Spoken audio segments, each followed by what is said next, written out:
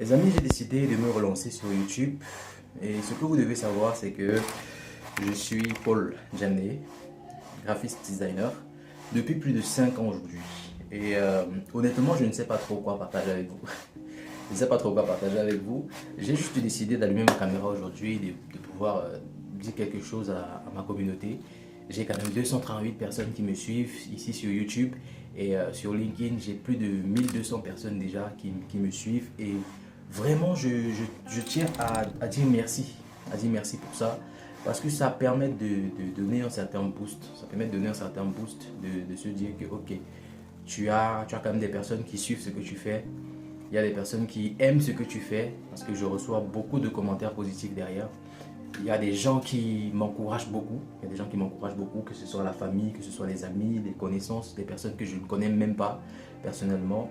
Dernièrement, j'ai rencontré sur LinkedIn quelqu'un, un Nigérien, très sympa, très sympa. On a discuté quelques temps et j'ai compris que c'est quelqu'un qui est très simple dans sa vie et c'est vraiment une des valeurs que je prime et une des valeurs que j'apprécie chez les gens. La simplicité, être ouvert avec les gens, accueillir les gens tels qu'ils sont, ça c'est vraiment quelque chose que j'apprécie profondément chez les personnes.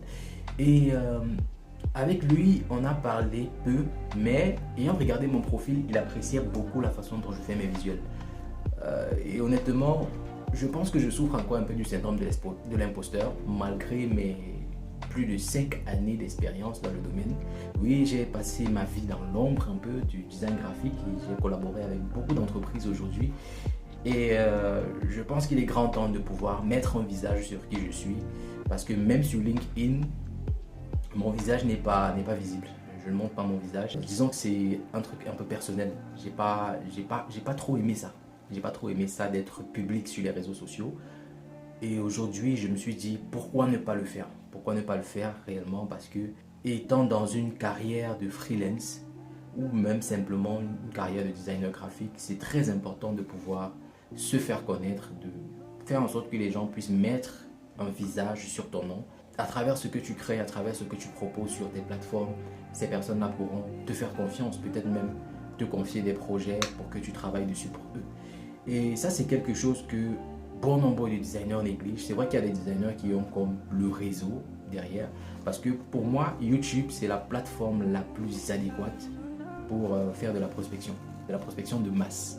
Parce que si tu n'as pas le budget, par exemple, pour lancer des campagnes dès lors que tu commences, et même si tu commences dans le design graphique et que tu commences par lancer des campagnes pour aller chercher des clients, rassure-toi que tu vas taper poteau.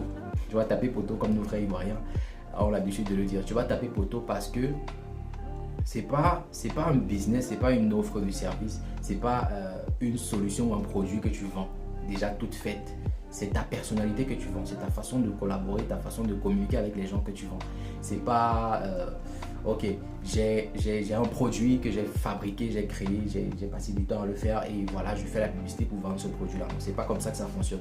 Pour le design graphique, il faudrait que les gens puissent être capables de voir ce que tu proposes, de voir ce que tu es capable de faire réellement et même de voir tes travaux, tes différents travaux, de te voir à l'action, de discuter avec toi indirectement parce que les vidéos YouTube, comme tu peux le voir, ça permet aux personnes de pouvoir avoir des conversations indirectes un peu avec toi. Parce que oui, ils peuvent voir ce que tu proposes à la vidéo et en commentaire, ils vont te dire ce qu'ils en pensent, ils vont liker s'ils aiment bien la vidéo. Il y en a quand même qui ne vont pas liker parce que j'ai regardé des tonnes, des tas, des millions de contenus sur YouTube. Et YouTube, réellement, c'est mon formateur numéro 1 en design graphique. Parce que lorsque je commence le design 2018, en 2018, je suis étudiant à l'université de Caen. Je commence le design je dirais par extension à l'art que je faisais parce que j'étais dessinateur à l'époque. J'ai abandonné le dessin complètement aujourd'hui, mais c'est une compétence qui aujourd'hui me sert beaucoup, qui m'aide beaucoup dans la création de logos. Et c'est par là d'ailleurs que j'ai commencé dans la création de logos. Et disons que j'étais pas mal.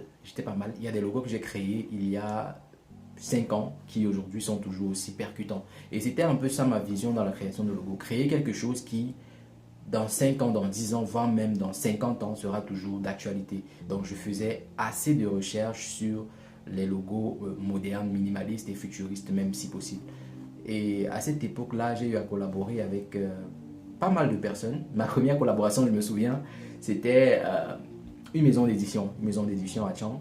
Et il fallait pour cette collaboration-là créer des flyers, créer des visuels pour annoncer leur événement, annoncer les parutions de livres, etc. C'était vraiment une collaboration, je ne vais pas le dire, je vais pas dire le mot, je vais l'écrire. C'était vraiment une collaboration comme ça. Et bah, je suis quand même sorti de là avec beaucoup d'expérience. J'ai appris à fixer certains prix. J'ai rejoint des communautés. J'ai travaillé avec... bon, je ne vais pas rentrer dans l'histoire de ma vie. C'est juste pour vous dire, en fait, je suis là aujourd'hui. Je commence une nouvelle aventure sur YouTube.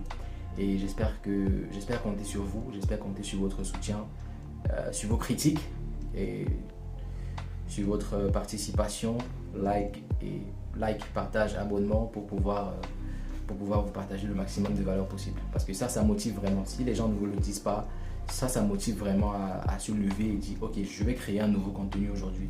Et ça permet aussi pour quelqu'un comme moi qui veut commencer ou bien qui veut recommencer, parce qu'à l'époque je faisais déjà des vidéos. C'est vrai que j'ai complètement dépublié ces vidéos sur ma chaîne.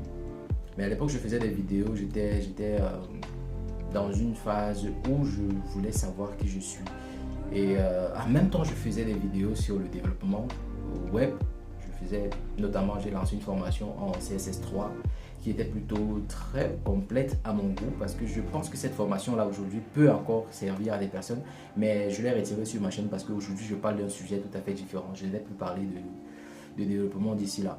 À côté de ça, je faisais aussi de la musique. Je faisais des compositions sur FL Studio que je publiais également sur ma chaîne YouTube. Donc c'est une chaîne vraiment qui était, c'est pour moi, je fais de ça ce que je veux. Et je pense qu'elle s'appelait avant King Dev. Oui, je m'appelais King Dev avant, le roi des développeurs en traduction française. Donc je me considérais vraiment comme le roi des développeurs. Et quand j'ai découvert le front-end dans le développement, je me suis rendu compte qu'il y a une autre orientation pour moi. Une autre orientation qui colle avec le design que j'avais déjà commencé à faire et qui était l'UI design. Donc pouvoir designer les interfaces des solutions qu'on va mettre sur pied. Et ça, c'était vraiment un coup de cœur pour moi. Même si ça m'a pris des années à me décider de ok, je me lance, tout comme YouTube.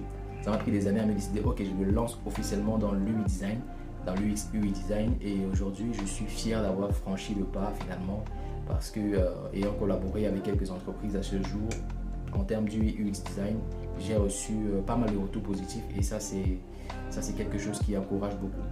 C'est quelque chose qui encourage beaucoup. Il y a aussi eu des moments où ce n'était pas trop ça.